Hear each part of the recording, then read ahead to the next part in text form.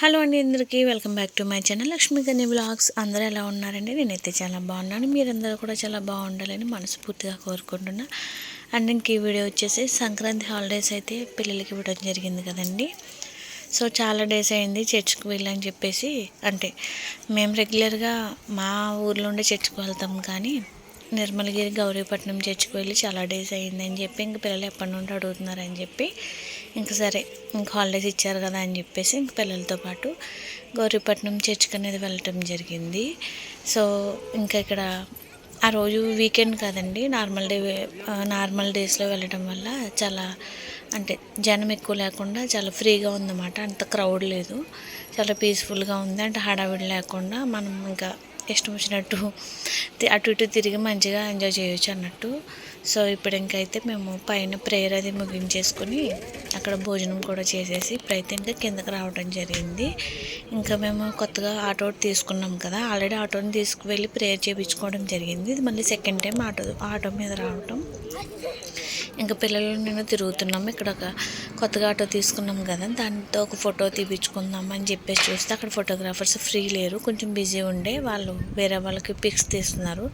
So అప్పటి వరకు ఇంకా మేము వెయిట్ చేసి ఇంకా మేము కూడా ఆటోతో పాటు ఒక పిక్ తీసేసుకొని ఇంకా పిల్లలకి ఇంక లోపలవి తీసుకువెళ్ళి కొన్ని స్టిల్స్ అనేది ఫొటోస్ తీయమని అడిగితే వాటిని కూడా తీసుకోవడం జరిగింది. బాగా వచ్చినాయి పిక్స్ అనేది. ఇంక ఈ వీడియో మీకు షేర్ చేయడానికి ముఖ్య కారణం ఇది. క్రిస్మస్కి అనుకుంటా వీటిని ఏమంటారు, పశువుల పాక పెట్టినప్పుడు డెకరేట్ చేసింది అనమాట. ఇప్పటికి ఇంకా అలానే ఉంది. సో బాగుంది కదా అని చెప్పేసి ఈ వీడియో అనేది మీకు షేర్ చేద్దామనే థాట్తో రాముగారు షూట్ చేయడం జరిగింది. ఇంక ఇప్పుడైతే అక్కడ గౌరీపట్నంలో పశువుల పాక ఎలా డెకరేట్ చేశారో ఎంత మంచిగా పెట్టారని చెప్పేసి మీకు కూడా చూపిద్దామని ఈ వీడియో షేర్ చేస్తున్నాను. ప్లీజ్ ఈ వీడియో మీకు నచ్చినట్లయితే ప్లీజ్ నా ఛానల్ని సబ్స్క్రైబ్ చేయండి, నా వీడియోని లైక్ చేసి షేర్ చేయండి, మీ ఫ్రెండ్స్ అండ్ ఫ్యామిలీ మెంబర్స్కి నా వీడియోని షేర్ చేయండి. మరి ఈ సంక్రాంతి హాలిడేస్ మీరు ఎక్కడికి వెళ్ళారనేది నాకు కామెంట్ సెక్షన్లో కామెంట్ చేయడం అస్సలు మర్చిపోకండి. ఇంకా ఫస్ట్ అయితే మేము గౌరీపట్నం వెళ్ళాము.